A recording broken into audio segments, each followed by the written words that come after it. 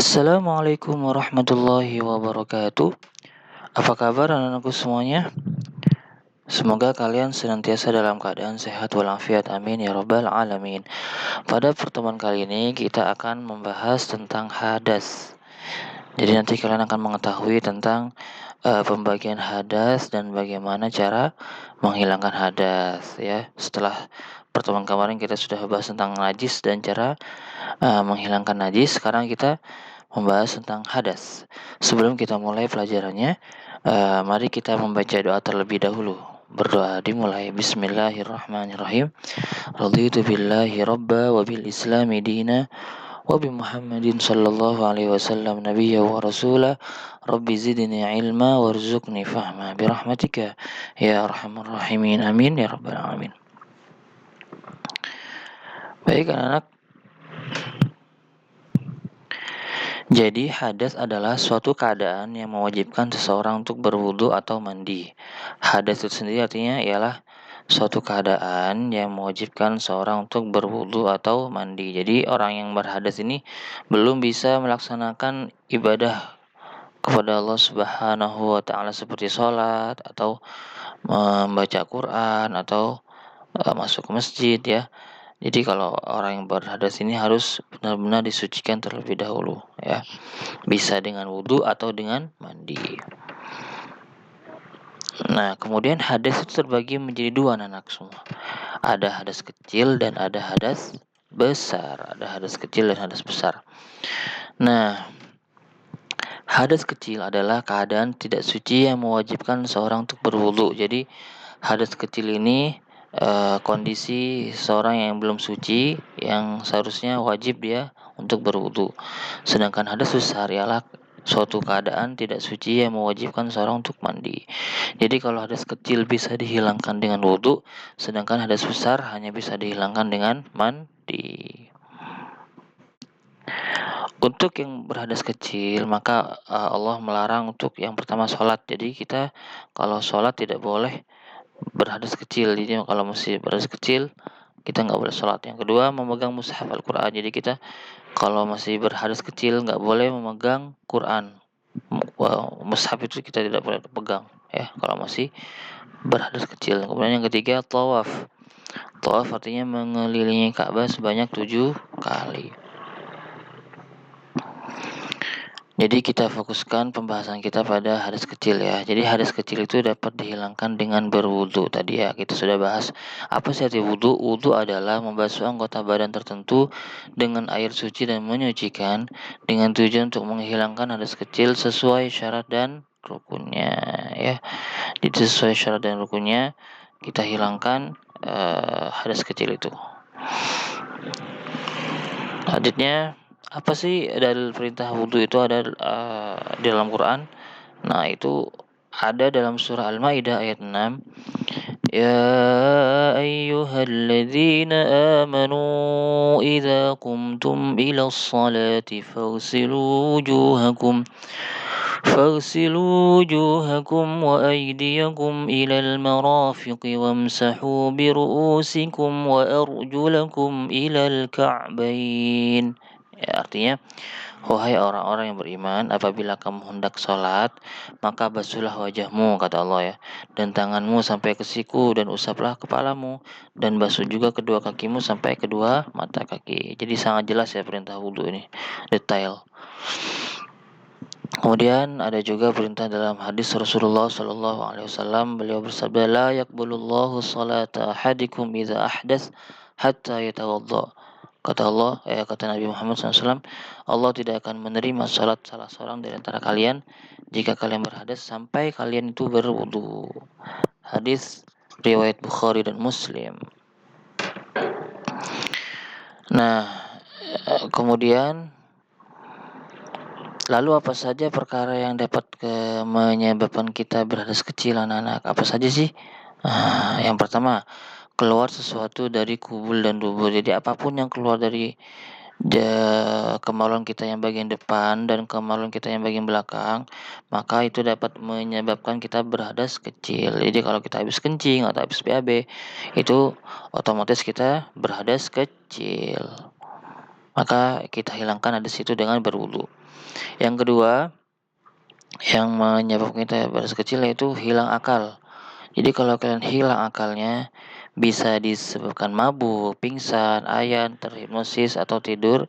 Nah, itu semua dapat menyebabkan kita berhadas kecil ya. Maka kita harus berwudu ketika sudah mabuk atau pingsan atau tidur.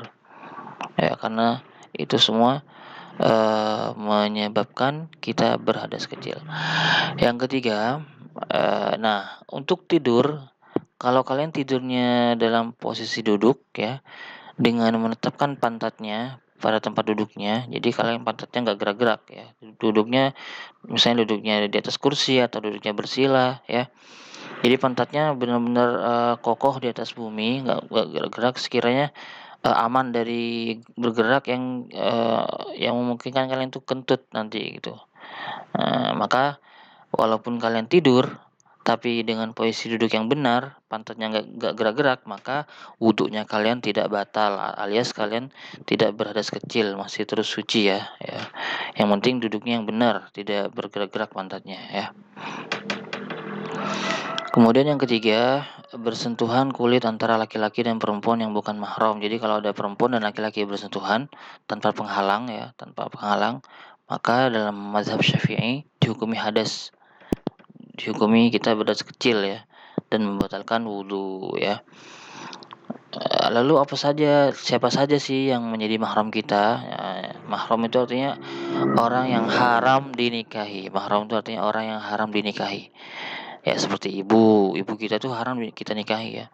Nah, kita menyentuh ibu kita tidak batal karena mereka mahram kita. Nah, coba kita perhatikan di sini. Siapa saja mahram kita? Ibu ya, di sini ya. Ibu, nenek, buyut ke atas.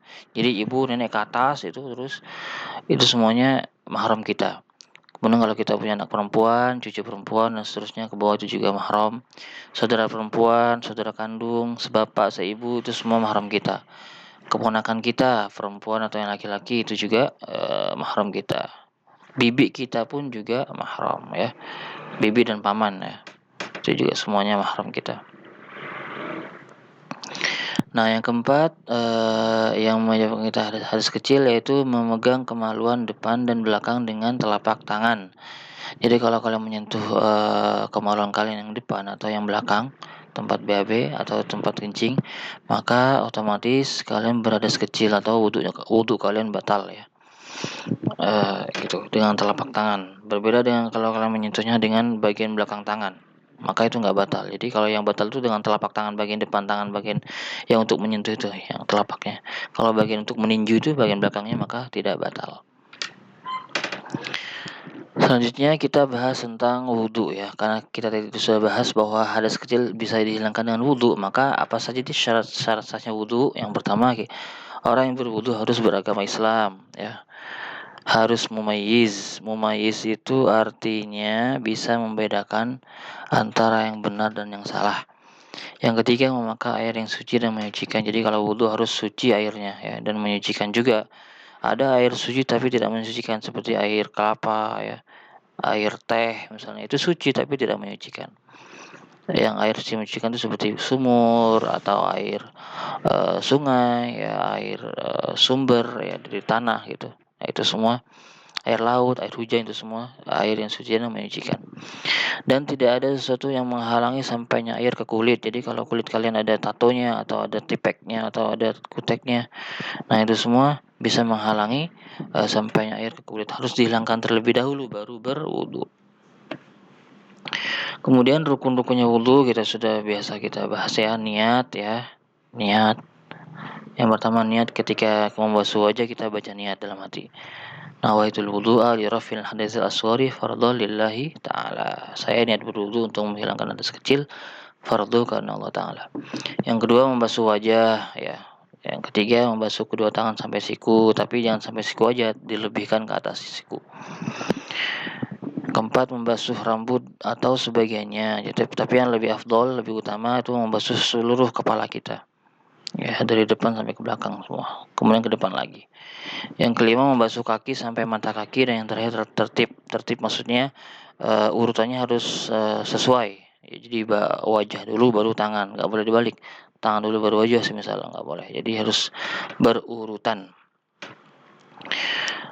Nah, kemudian sunnah-sunnahnya wudhu ya, sebelum wudhu kita bisa baca 2 kalimat syahadat, membaca ta'awudz atau basmalah, kumur-kumur dulu, terus bersiwak, kemudian istinsyak artinya menyedot air ke dalam hidung, istinsyak ya. Dan ada istinsyar, menyemprotkan air keluar hidung. Jadi setelah kita nyedot istinsyak, kita semprotkan keluar lagi, itu namanya istinsyar ya. Jadi kegiatan nyedotnya istinsyak, kegiatan menyemprotnya namanya istinsyar. Nomor 6, membasuh seluruh kepala, itu juga sunnah ya. Terus membasuh sela-sela jari tangan dan kaki, mendahulukan yang kanan ya. Jadi semua anggota wudhu kita dahulukan yang kanan dulu baru yang kiri.